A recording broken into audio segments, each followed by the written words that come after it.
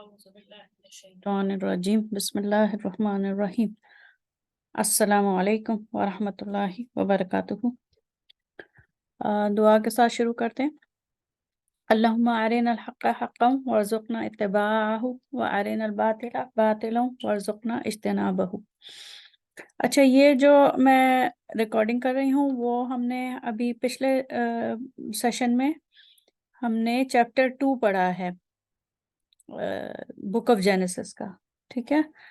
तो उसमें कई चीज़ें हमने देखी थी, उस पे थोड़ा सा मज़ीद वो सर्च करना ज़रूरी था। तो कुछ तो वो निकात हैं जो कि आज मैं इस वीडियो में डिस्कस कर रही हूँ, और कुछ इम्पॉर्टेंट आस्पेक्ट मैं जब सोच रही थी और मैं ये पढ़ रही थी, इसकी जैसे मुख्तलिफ निकात में देख रही थी, तो उसमें मुझे लगा कि मैं जैसे आपसे आपके साथ एक तरह से डिस्कस कर लूँ कुछ चीज़ें, कुछ एस्पेक्ट्स ऐसे हैं जो कि इम्पोर्टेंट हैं। एक तो जब हम ये पढ़ रहे हैं तो वैसे तो हमने कोशिश ये की कि इसको बहुत ज़्यादा साइंस की उसमें ना जाएं। जब हम ये 6 दिन पढ़ रहे थे क्रिएशन के, तो भी उसमें हमने बहुत ज़्यादा साइंस से रिलेट करने की कोशिश नहीं की, और वो ज़ाहिर है हमारा असल मकसद जो है वो ये जो ओल्ड टेस्टामेंट यानी तौरात है, और उसके अलावा जो दूसरे अंबिया की तालीमात हैं और हिस्टोरिकल रिकॉर्ड है बनी इसराइल का, वो है असल में ओल्ड टेस्टामेंट में। और उसके बाद हम न्यू टेस्टामेंट इंशाल्लाह बाइबल भी पढ़ेंगे।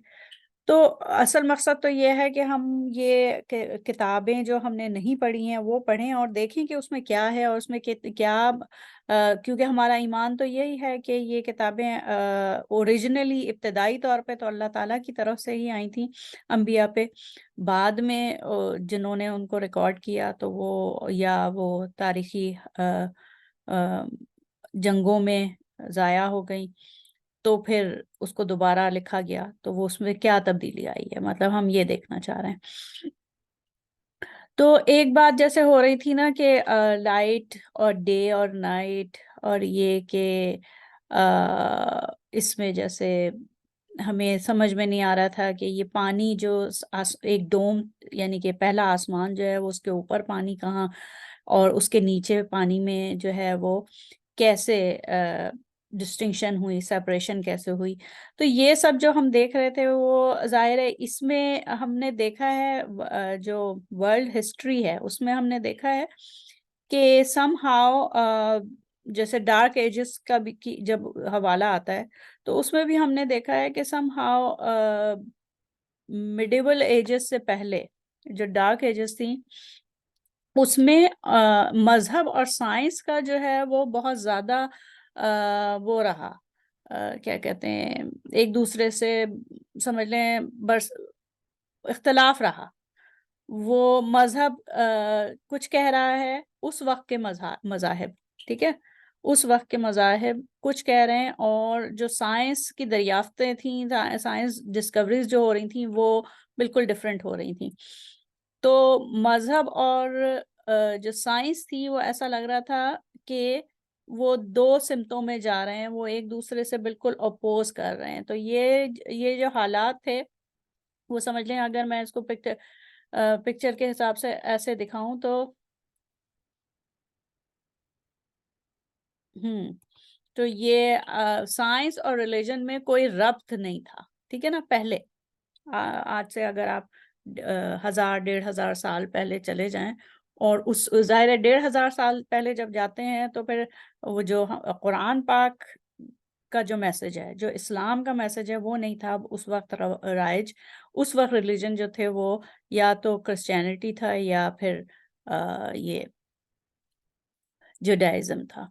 तो तो उस वक्त जो दरियाफ्तें हो रही थी और उसमें उसको जो है वो रिलीजन जो है वो सप्रेस कर रहा था, और एक तरीके से लोगों में जो एक तरीके बयान जो आम लोगों का ख्याल था या समझ लें एक बयानिया उस वक्त जो था वो लोगों में दुनिया के इंसानों में कि اور ابھی بھی بعض لوگ اکثر لوگ یہی سمجھتے ہیں کہ ریلیجن اور سائنس جو ہیں وہ ایک دوسرے سے بالکل مخالف سمت میں ہوتے ہیں، ان میں کوئی ربط نہیں ہوتا، ایک دوسرے کے مخالف ہوتے ہیں۔ لیکن ہوا یہ کہ جب اسلام آیا ہے اور قرآن پاک میں جو آیات آئی ہیں تو اس میں تو جو چیزیں، اتنی ساری چیزیں جو ہیں وہ سائنس سے بالکل کوئنسائڈ کرتی ہیں، تو اگر آپ اس کو اس طریقے سے دیکھیں کہ سائنس اصل میں ہے کیا؟ سائنس جو ہے وہ کوئی انسان کی ایجاد نہیں ہے، انسان خود نہیں بناتا سائنس۔ سائنس جو ہے وہ اسٹڈی ہے، پڑھنے کا عمل ہے، ٹھیک ہے؟ سائنس جو ہے وہ اسٹڈی ہے، اسٹڈی کرنا، مشاہدہ کرنا، آبزرو کرنا نیچر کو، نیچر چاہے وہ فزیکل چیزیں ہوں چاہے وہ میٹا فزیکل چیزیں ہوں، کیونکہ اوکلٹ سائنسز بھی تو ہوتی ہیں، تو اوکلٹ سائنسز میں سائیکالوجی اور دوسری جو ہیں، تو سائنس کیا ہے؟ وہ یہ ہے اسٹڈی کرنا، آبزرو کرنا، ان آبزرویشن سے نتائج نکالنا، تھیوریز بنانا، اس کے بعد تھیوریز کو انویسٹیگیٹ کرنا کہ وہ جو ہماری سائنسی نظریہ ہے وہ واقعی صحیح ہے یا نہیں ہے، اور اس کے بعد پھر اس کو ریکارڈ کرنا۔ تو سائنس جو ہے وہ اسٹڈی ہے، study and description of nature ہے، اور پھر اس کو ایک ریکارڈ کی صورت میں بکس میں رکھ آ گئی ہے، ٹھیک ہے؟ تو سائنس جو ہے وہ سائنٹسٹ کی ایجاد نہیں ہے، یعنی کہ جب جو نیوٹن نے کہا کہ گریوٹی ہوتی ہے، تو ایسا نہیں ہے کہ نیوٹن نے گریوٹی بنائی ہے، ٹھیک ہے؟ وہ تو ہمیشہ ہر چیز جب بھی زمین سے اوپر جاتی تھی کوئی چیز، وہ نیچے ہی گرتی تھی، تو وہ نیوٹن کی آبزرویشن تھی، وہ ڈسکرپشن تھا جو کائنات میں جو چیزیں روبہ عمل ہو رہی ہیں اس کی ڈسکرپشن ہے۔ تو سائنس جو ہے وہ اس کی ڈسکرپشن ہے، سائنس ایک الگ اینٹیٹی نہیں ہے۔ اگر ہم اس کو اس طریقے سے دیکھیں کہ سائنس جو ہے وہ ہے study and description of the work of God, ٹھیک ہے؟ ورک آف گاڈ، جو اللہ تعالیٰ نے جتنی چیزیں کائنات میں بنائی ہیں، چاہے وہ فزیکل ہوں چاہے وہ ان کی میٹا فزیکل آسپیکٹ ہو، وہ اس کو پڑھنا، اس کو جاننا سائنس کا عمل ہے، ٹھیک ہے؟ تو science is the study of work of God. Religion, اب ریلیجن پہ آتے ہیں۔ ریلیجن کیا ہے؟ ریلیجن بیسیکلی کیا ہے کہ understanding and defining who is God, ٹھیک ہے؟ کہ ریلیجن یہ ہے کہ یہ اس بات پہ بیس کرتا ہے کہ there is higher authority, superior authority ہے جس نے کہ کائنات کو بنایا ہے۔ اب مختلف ریلیجن جو ہیں وہ ان کی انڈرسٹینڈنگ مختلف ہے کہ ہو از گاڈ، ٹھیک ہے؟ اور ڈیفائن ڈفرینٹ طریقے سے ڈیفائن کرتے ہیں، اور ریلیجن یہ بھی بتاتا ہے کہ وہ پرٹیکولر ریلیجن جس گاڈ پہ یقین بلیف رکھتا ہے وہ اس خدا نے کہا کیا ہے۔ تو ریلیجن کیا ہے کہ understanding and defining who is God and what did he سے، کیا کہا خدا نے، وہ ریلیجن ہے۔ تو اگر ہم دیکھیں تو یہ سائنس اور ریلیجن میں کیا فرق ہوا کہ religion is the word of God, word of God, اور science is the study of work of God. تو یہ کوئی دو الگ الگ چیزیں نہیں ہیں، ایک دوسرے سے مخالف چیزیں نہیں ہیں، بلکہ کیونکہ پہلے زمانے میں 1000 سال پہلے، سمجھ لیں رینیسنس سے پہلے، مذہب کے جو عقائد تھے وہ سائنس سے بالکل اپوزٹ تھے، جو دریافتیں سائنس کی دریافتیں ہو رہی تھیں اس سے اپوزٹ تھے، تو اس لیے لوگوں ایک مسلسل 2-3 ملینیم تک ایک مسلسل جنگ رہی۔ لیکن اگر جیسے جیسے جو ابھی تو حالیہ صدی میں تو کتنے سائنٹسٹ ہیں، ایمبریولوجسٹ ہیں اور سائنٹسٹ ہیں جنہوں نے قرآن پاک کو پڑھ کے اور پھر اسلام لائے ہیں، تو وہ یہ کہ اب تو ریلیجن اور سائنس جو ہے وہ کوئی اپوزٹ چیز نہیں لگتے، اگر ہم بیسیکلی قرآن پاک کو پڑھیں تو اپوزٹ چیز نہیں لگتے۔ اچھا آگے چلتے ہیں، ایک یہ سائنس اور ریلیجن پہ میں نے تھوڑا سا آپ کے ساتھ ایک یہ مطلب ایک طریقے سے ایک کس طریقے سے ہمارا پرسپیکٹیو ہے سائنس اور ریلیجن کا، ہم اس کو میں کم ایٹ لیسٹ میرا جو بنا ہے پرسپیکٹیو وہ یہ کہ میں ان دو چیز سائنس اور ریلیجن کو الگ الگ نہیں دیکھتی، بلکہ میں سمجھتی ہوں کہ وہی والی بات کہ ریلیجن جو ہے وہ ریویلڈ نالج ہے، اللہ تعالیٰ کی طرف سے جو ریولیشن آئی ہیں وہ ہے، اور سائنس جو ہے وہ انسان کا اپنے انڈیپینڈنٹ اسٹڈی ہے، اور انسان نے جو اللہ تعالیٰ کی تخلیق کردہ کائنات کو جس طریقے سے پڑھا اور جس طریقے سے ڈسکرائب کیا وہ ہے۔ اچھا اس کے بعد ہم آتے ہیں وہ 6 دن جو ہیں اس کا کچھ ہاں وہ ہم نے جو پڑھے تھے پہلے بھی ذکر ہو چکا ہے کہ وہ 6 دن جو ہیں وہ والے دن نہیں ہیں جو ہم سمجھتے ہیں کہ جس 24 گھنٹے کا ایک دن ہوتا ہے، نہیں، وہ 6 ادوار ہیں، ادوار یعنی ایپاکس کہہ لیں، وہ 6 ادوار ہیں جس میں کہ تخلیق ہوئی ہے، ٹھیک ہے۔ یہ جو first day, second day, third day, fourth day, یہاں پہ بائبل میں الگ الگ ہے، قرآن پاک میں اجمالی طور پر کہا ہے کہ اللہ تعالیٰ نے 6 دن میں کائنات بنائی ہے۔ تو وہ 6 دن جو ہیں وہ ہمارے اس زمین کے دن نہیں ہیں، اس کو اس طریقے سے ہی سمجھ لیں کہ کائنات میں کس جگہ پہ کوئی شخص یا کوئی چیز ہے وہ تو فریم آف ریفرنس چینج ہوتا رہتا ہے۔ ہمارا دن جو ہے وہ 24 گھنٹے کا ہے ضرور، اور باقی پلانٹس ہیں وہ بھی اپنے محور پر گھوم رہے ہیں، ان کے دن پتہ نہیں کتنے گھنٹے کے ہوتے ہوں گے، اس کو ظاہر ہے ہم سرچ کریں گے تو ہمیں پتہ چل جائے گا، لیکن سال کی مثال لے لیں کہ جو سورج سے بالکل قریب ترین وہ پلانٹ ہے مرکری، عطارد جو ہے وہ اپنا پورا ایک چکر جو ہے وہ 88 ڈیز میں، میرے خیال سے 88 ڈیز ہی ہے، 88 ڈیز میں کمپلیٹ کر لیتا ہے، اور اس کے بعد جو وینس ہے زہرہ وہ 256 دن میں، اور ہمارا جو ہے 365 کیونکہ گھیرا بڑا ہوتا چلا جاتا ہے۔ تو جب ایک سال کا جو فریم آف ریفرنس ہے یا کوانٹٹی ہے وہ چینج ہو رہی ہے، تو اسی طریقے سے دنوں کی بھی، تو وہ ہم جس جگہ پہ، جس سولر سسٹم میں جس جگہ پہ جو ہے وہ ہمارا پلانٹ ہے وہ 24 گھنٹے کا ہے، تو ضروری نہیں ہے کہ یہ جو 6 دن ہے وہ وہ جس وقت کے کائنات ایکسپینڈ ہو رہی تھی اس وقت کے مختلف ادوار ہیں، یہ وہ دن نہیں ہے، ٹھیک ہے۔ اچھا اب ہم آگے چلتے ہیں، یہ ایک پوائنٹ یہ تھا 6 ڈیز کا، اور ایک اور پوائنٹ پہ میں نے بات کرنی تھی کہ جیسے ہاں یہ پانی، یہ جو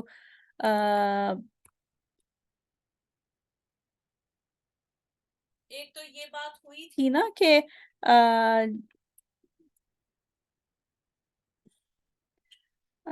جب سارا پانی جو ہے وہ ایک جگہ مل گیا، کہاں گیا؟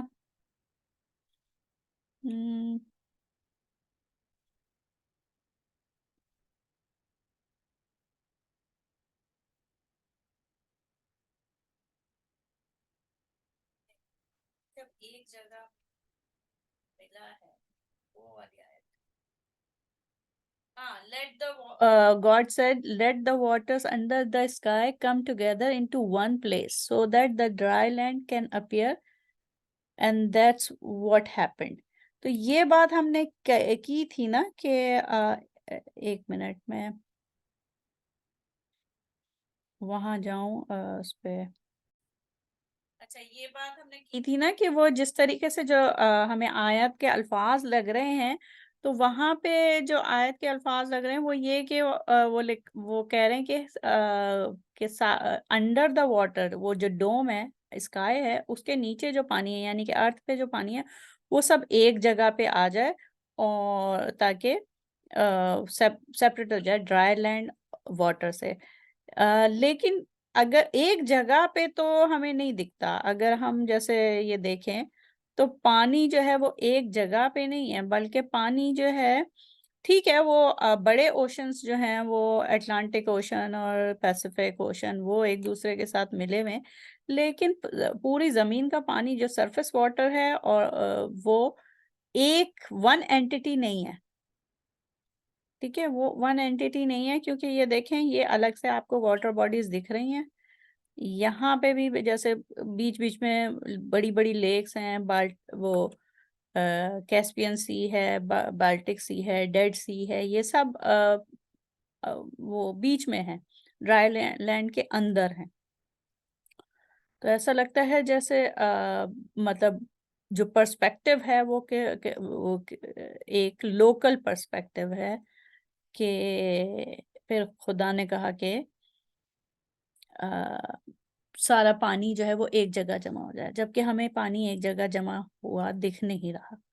یہ علیحدہ بات ہے کہ اس وقت کا انسان جو ہے وہ 3000 سال 3500 سال پہلے کا انسان جو یہاں پہ یہ افریقہ، نارتھ افریقہ اور اس ایریا میں جو رہتے تھے انسان 3500 سال پہلے یا 3000 سال پہلے، تو وہ ظاہر ہے وہ نہ تو فلائی کرتے تھے، اور نہ وہ انہوں نے یہی دیکھا کہ ہر طرف پانی پانی ہے اور کچھ ڈرائی لینڈ ہے۔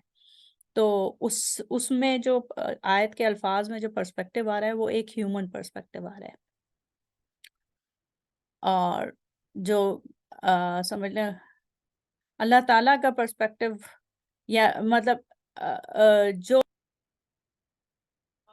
میں پرسپیکٹو کی بات کر رہی ہوں نا، وہ یہ کہ جب ہم قرآن پاک پڑھتے ہیں تو اس میں ہمیں یہ دیکھیں، یہ ملتا ہے، آیت ملتی ہے وَكُلٌّ فِي فَلَكٍ يَسْبَحُونَ، کہ وہ جو سارے اجرام فلکی ہیں وہ آسمان میں، فی فلکی، آسمان میں اپنے اپنے دائروں میں تیر رہے ہیں، ٹھیک ہے نا؟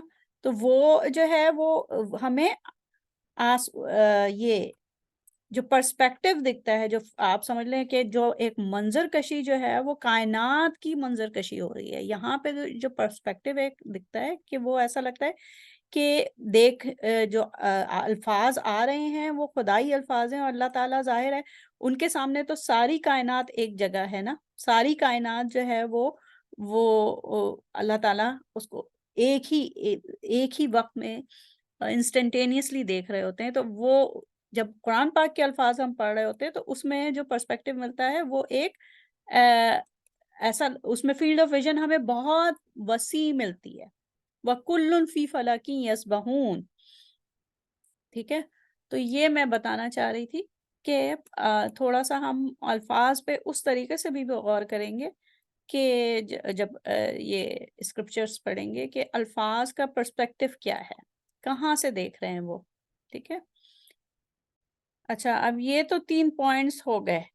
اب ہمیں ایک اور چیز ہم جو دیکھ رہے تھے وہ یہ دیکھ رہے تھے کہ ایک تو یہ بات ہوئی تھی کہ ایڈن جو ہے، گارڈن آف ایڈن، وہ کہاں ہے؟ مطلب ایک بات آپ نے پوچھی تھی نا کہ قرآن پاک میں ہے نام، تو ہاں مجھے میں نے اس کو دیکھا، سرچ کیا، تو عدن جو ہے وہ تو قرآن پاک میں آیا ہے نا، جناتی فی جناتی عدن، دیکھیے اس میں آیا ہے، سورہ توبہ میں آیا ہے، سورہ رعد میں بھی آیا ہے، کئی جگہ پہ آیا ہے جنات عدن، ٹھیک ہے؟ تو عدن کا لفظ آیا ہے قرآن پاک میں، اور جب ڈکشنری میں دیکھتے ہیں تو اس کا ترجمہ جو زیادہ تر جو ٹرانسلیشن میں ہمیں ملتا ہے وہ یہ کہ ہمیشہ رہنے کی جنتیں، عدن جو ہے وہ ہمیشہ رہنے کی جنت، لیکن کچھ اس میں جو ہے ایک ڈکشنری میں مجھے ملا کہ عدن کا لفظ جو ہے وہ عربک مطلب مینلی عربک نہیں ہے، بلکہ اس کا اوریجن جو ہے وہ زیرین، اس سے پہلے عربک سے پہلے جو آرمائک یا اور دوسری لینگویجز تھیں وہاں سے آیا ہے۔ تو اور دوسرے یہ کہ جو یمن میں ایک جگہ ہے عدن، وہ آج بھی عدن اس کا نام ہے، اگر میپ پہ جائیں تو اس کا نام آج بھی عدن ہے۔ اور یہ میں دکھاتی ہوں، یہ تو ایک منٹ، یہ وہ عدن کے قریب، بالکل قریب ایک اور پرفضا مقام ہے جس کی یہ تصویر ہے، میں آپ کو وہ دکھاتی ہوں۔ عدن کہاں ہے؟ ایک منٹ،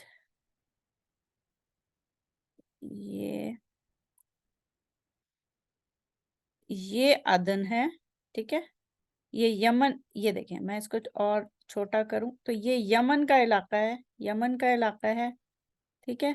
اب اس کے یمن کا علاقہ ہے، یہ یمن ہے، اور یہ افریقہ ہے، افریقہ کا ساؤتھ ایسٹرن پورشن ہے، ٹھیک ہے۔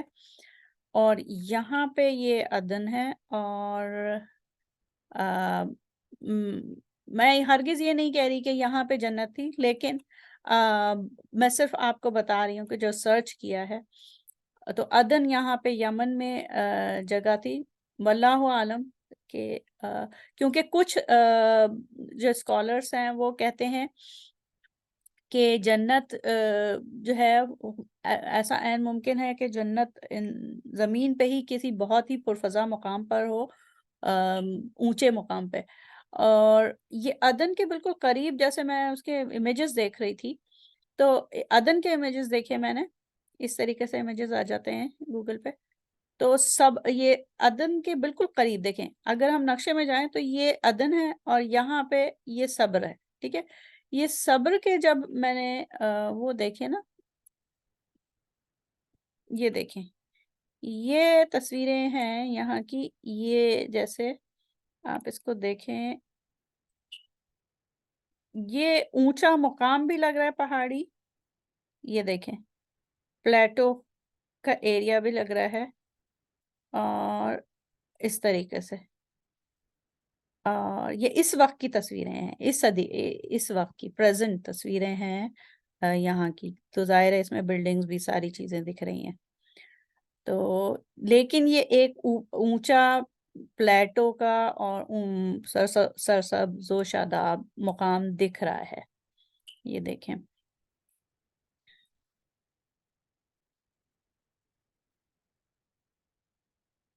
یہ جیسے یہ ہے، ٹھیک ہے، تو یہ تصویریں میں چاہ رہی تھی کہ میں شیئر کر لوں، یہ بالکل عدن کے بالکل قریب ہی یہ ہے علاقہ۔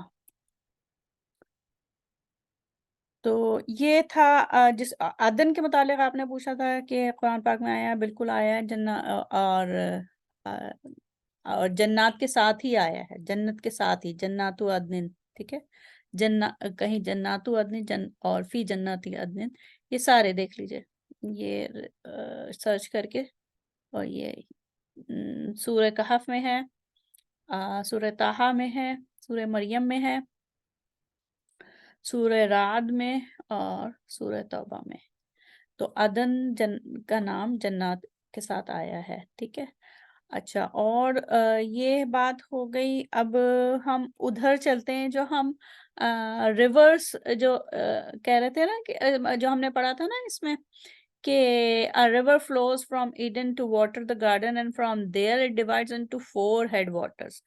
تو یہ جو ظاہر ہے بک آف جینیسس ہے، اور یہ بتا رہے ہیں کہ شروع میں بالکل آدم علیہ السلام کا واقعہ ہے، تو اس میں اپیرنٹلی تو یہی لگ رہا ہے کہ یہاں مطلب پانی، پہلے کہا کہ پانی نہیں تھا بالکل، ٹھیک ہے، lord God hadn't yet sent rain on the earth، اور اس کے بعد پھر یہ کہا ہے کہ ایک ریور پانی نکلتا ہے اور ایڈن سے، اور وہ پورے باغ کو سیراب کرتا ہے، اور پھر 4 اس میں ڈیوائیڈ ہو جاتا ہے، ٹھیک ہے، 4 حصوں میں ڈیوائیڈ ہو جاتا ہے، اس سے 4 دریا نکلتے ہیں۔ اب یہ بات یہ ہے کہ یہ دریا اس سے مراد ہے یا واٹر باڈیز مراد ہے؟ مطلب اس وقت 3000 سال پہلے جس وقت یہ مطلب توریت کے نزول کا وقت ہے، تو اس وقت مطلب یہ دریا ہی ہے، دریا کا سے مراد ریورز ہی ہیں یا پھر یہ واٹر باڈیز ہیں. اچھا، دوسری بات یہ کہ ہم نے پشون جو ڈھونڈا تھا وہ ہمیں پشون کے نام سے تو ریور نہیں ملا اس وقت. ظاہر ہے یہ بات جو ہو رہی ہے یہ تو آدم علیہ السلام کے وقت کی ہو رہی ہے، تو وہ ہمیں نہیں ملا. لیکن اس میں جیسے یہ ہے نا کہ it flows around the entire land of Havilah where there is gold, اور گولڈ ہے اور سویٹ اسمیلنگ ریزنس ہیں اور جیم سٹونز ہیں. ریزنس گوند، ٹھیک ہے، گوند ہے. اور اس کو میں نے وہ کیا کیا کہتے ہیں، اس کو سرچ کیا میں نے، تو دیکھیں یہ کیا ملا کہ جو جس جگہ کو ہم لینڈ آف کش سمجھ رہے تھے پچھلی دفعہ، وہ ہمیں مل رہی ہے، یہ دیکھیں نہیں، یہ ایک minute,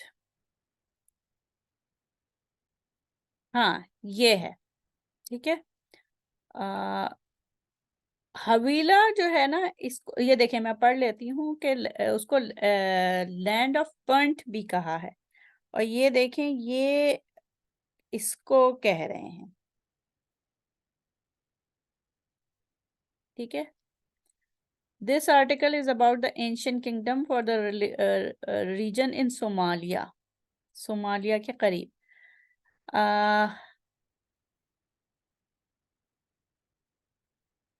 The land of Punt was an ancient kingdom known from ancient Egyptian trade records. So ancient Egyptian trade records سے پتہ چلا ہے it produced and exported gold. ٹھیک ہے، land of Punt جو ہے نا وہ ہمیں ملی. It produced and exported gold, aromatic raisins, blackwood, ebony, ivory and wild animals. ٹھیک ہے، تو یہ جگہ ہمیں ملتی ہے جس کو لینڈ آف پنٹ کہتے ہیں. Recent evidence locates it in the northwestern Eritrea. Northwestern Eritrea میں آپ کو دکھاتی ہوں، یہ ہے، یہ ایریٹیریا، نارتھ ویسٹرن ایریٹیریا، یہ والا ایریا. ٹھیک ہے، واپس ادھر ہی جاتے ہیں.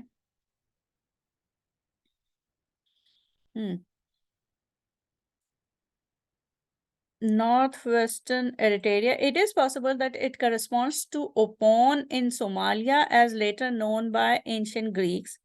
Ancient Greeks نے اس کو اوپون کہا تھا صومالیہ میں. while اچھا یہ بھی ہے some biblical scholars have identified it. کسے؟ land of Punt کو identify کیا ہے with the biblical land of حویلا، پٹ اور حویلا. ٹھیک ہے، تو حویلا بھی کچھ اسکالرس نے، ببلیکل اسکالرس نے کہا ہے کہ یہ جو لینڈ آف پنٹ تھی جہاں پہ اینشنٹ زمانے میں گولڈ اور ریزنس اور یہ تھے، تو یہ تھی. ٹھیک ہے، یہ ایریا تھا. تو یہاں پہ بیسیکلی یہاں کے دریا ہیں. اب یہاں پہ جتنے دریا اس زمین کو سیراب کر رہے تھے اس کو انہوں نے جیسے پشون کا نام دیا ہوگا، یا کوئی ایک دریا ہوگا بہت بڑا، اور وہ ابھی ہو سکتا ہے مطلب پہلے زمانے میں ہو اور اب خشک ہو گیا ہو. تو یہ ہے. اچھا، اس کے بعد ہم آتے ہیں دوسرے اس پہ، گیہون جو دوسرا دریا تھا نا، جو دوسرا دریا تھا، اور وہ دریا انسرکل کر رہا تھا یا سیراب کر رہا تھا لینڈ آف کش کو. اور لینڈ آف کش جو ہے یہ دیکھتے ہیں.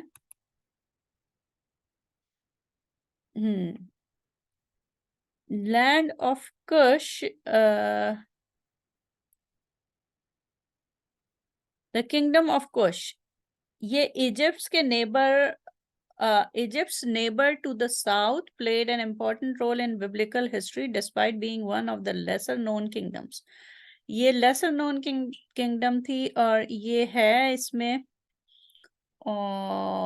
the land of Kush has been known by many names throughout history. The Egyptians knew the land as Kush. To the Greeks and Romans, it was Ethiopia or Ethiopia. Though not to be confused with the modern nation located on the Horn of Africa. جو اس وقت Ethiopia ہے وہ نہیں بلکہ یہ ایک specified unspecified area تھا جس کو رومنس اینڈ گریکس جو ہیں وہ ایتھیوپیا یا ایتھوپیا کہتے تھے. اور جو میڈیول عربس تھے وہ اس کو نیوبیا کہتے تھے. Nubia. The medieval Arabs referred to the country as Nubia. Regardless of the name by which it was known, Kush played an interesting role in the history of Canaan, Canaanites جو تھے, Egypt and wider ancient Near East as a whole. تو یہ ہے. اور صرف Genesis میں نہیں آیا بلکہ بائبل کی اور دوسری بکس جو ہیں ان میں بھی آیا ہے. عیسائیہ میں, جریمیہ میں, نہیں سوری, یہ جو پروفٹس ہیں ان کے ساتھ یہ اس لینڈ کا تذکرہ ہوا ہے. جو پروفٹس عیسائیہ ہیں, پروفٹ جریمیہ, ایزکیل, تو یہ آگے کے چیپٹرز میں ہیں. ابھی تو ہم جینیسس پہ ہیں. اچھا, یہ دو ہو گئے. مطلب ایک پروبیبل سائٹ ہمیں, لوکیشن ہمیں مل گئی ہے کہ جو ہے پروبیبلی یہ جو ایک دریا اس جو پشون بتایا ہے وہ شاید اس علاقے میں تھا. اب وہ پشون ہو سکتا ہے دریائے نیل کو کہہ رہے ہوں کیونکہ دریائے نیل ایجپٹ سے آتا ہے اور نیچے تک آتا ہے, تو ہو سکتا ہے پشون جو ہے وہ دریائے نیل کو کہہ رہے ہوں, واللہ عالم. اور جو گیہون ہے وہ ادھر اس ایریا میں ہے. تو یہ ہے. اچھا, اس کے بعد دوسرا اور تیسرا پہ جاتے ہیں تو وہ جو ہے وہ ٹیگرس اور یوفریٹس. تو ٹیگرس اس دن ہم ڈھونڈ رہے تھے, ہمیں نہیں مل رہا تھا, وہ میں نے دیکھ لیا کہ یہ ادھر ہے سیریا سے اوپر.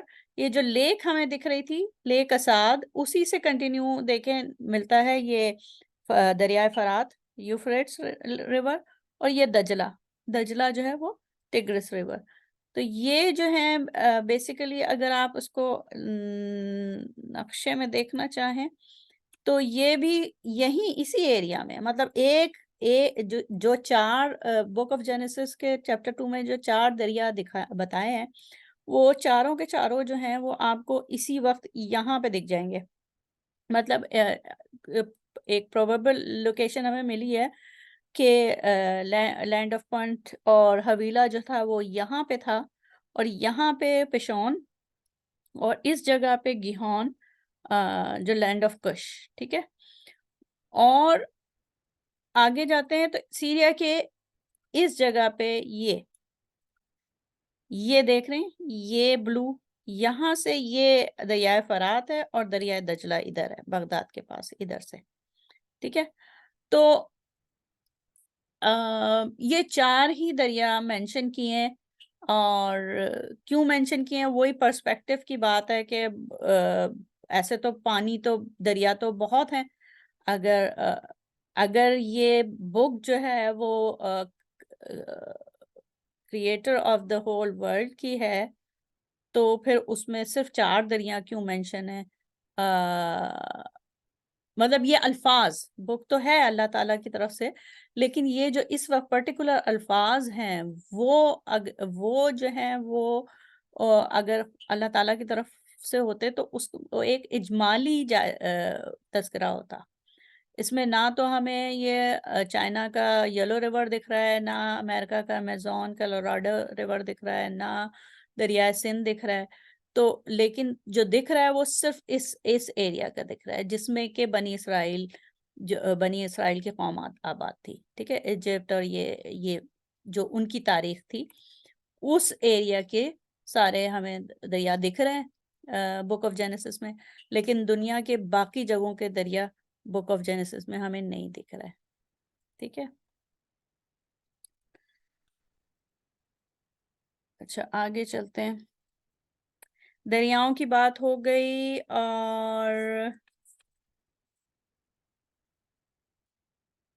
یہاں تک، ہاں یہاں تک یہ ہو گیا. اور جو ہم نے ایک اور بات ہوئی تھی جب ہم وہ پڑھ رہے تھے کہ حضرت آدم علیہ السلام سے حضرت حوا علیہ السلام کو تخلیق کیا، تو ہماری یہ بات ہو رہی تھی لاسٹ ٹائم کہ آپ نے کہا کہ حدیث میں ہمیں یاد آ رہا تھا کہ ہم نے پڑھا ہے، لیکن ایگزیکٹ ورڈز نہیں یاد آ رہے تھے یا لوکیٹ نہیں کر پا رہے تھے. تو وہ مجھے مل گئی ہے، اور وہ یہ ہے صحیح بخاری میں بھی ہے، صحیح مسلم میں بھی ہے. جب میں نے ایک دفعہ سرچ کیا تو بہت ساری صرف کی ورڈ پسلی ڈالا تھا میں نے، اور یہ اسلام 360 میں، اور اس میں بہت ساری احادیث آئیں جو 3-4 جو تھیں وہ میں نے یہاں پہ لکھ لی ہیں. تو صحیح بخاری کے حدیث نمبر 3331 ہے. اس میں جو ہے کتاب انبیاء علیہ السلام کے بیان میں ہے. ٹھیک ہے. اور یہ وہی سورہ بقرہ میں جب آدم علیہ السلام کی تخلیق کا وقت ہے نا، تخلیق کا تذکرہ ہے، وہیں اسی باب کے سلسلے میں یہ حدیث ہے. حدیث یہ ہے، رسول اللہ صلی اللہ علیہ وآلہ وسلم نے فرمایا، عورتوں کے بارے میں میری وصیت کا ہمیشہ خیال رکھنا، کیونکہ عورت پسلی سے پیدا کی گئی ہے. پسلی میں بھی یہ سب سے زیادہ ٹیڑھا اوپر کا حصہ ہوتا ہے. اگر کوئی شخص اسے بالکل سیدھی کرنے کی کوشش کرے تو انجام کار یہ ہوگا کہ وہ توڑ کے رہے گا، اور اگر وہ اسے یوں ہی چھوڑ دے تو پھر ہمیشہ ٹیڑھی رہ جائے گی. بس عورتوں کے بارے میں میری نصیحت مانو، عورتوں سے اچھا سلوک کرو. تو یہ باقاعدہ یہ ورڈز ہیں کہ وہ پسلی سے پیدا کی گئی ہے. ٹھیک ہے. یہ ایک صحیح بخاری سے، پھر دوسری جگہ کتاب نکاح میں ہے. اس کا نمبر جو ہے، اس کے رقم، حدیث کا رقم ہے 5186. اس میں بھی یہی الفاظ ہیں، عورتوں کے بارے میں بھلائی کی وصیت کرتا ہوں کیونکہ وہ پسلی سے پیدا کی گئی ہے، اور پسلی میں بھی سب سے زیادہ ٹیڑھا اس کے اوپر کا حصہ ہے. اگر تم اسے سیدھا کرنا چاہو گے تو اسے توڑ دو گے، اور اگر اسے چھوڑ دو گے تو وہ ٹیڑھی ہی رہ جائے گی. اس لیے تمہیں عورتوں کے بارے میں اچھے سلوک کی نصیحت کرتا ہوں. پھر یہی الفاظ جو ہیں وہ صحیح مسلم میں جو ہے وہ حدیث نمبر 3644 میں ہے. ٹھیک ہے. الفاظ وہی ہیں تقریباً. اچھا، تو یہ میں نے کہا یہ جو چیزیں تھیں پچھلی دفعہ کی وہ میں ریکارڈ کر لوں، اور اس کو میں پھر اپلوڈ بھی انشاءاللہ کر دوں گی. اور پھر کل جو ہے وہ پھر ہم لیسن نمبر 3 پڑھیں گے انشاءاللہ. ٹھیک ہے. چلیں پھر انشاءاللہ لائیو سیشن میں ملاقات ہوتی ہے. السلام علیکم ورحمۃ اللہ وبرکاتہ.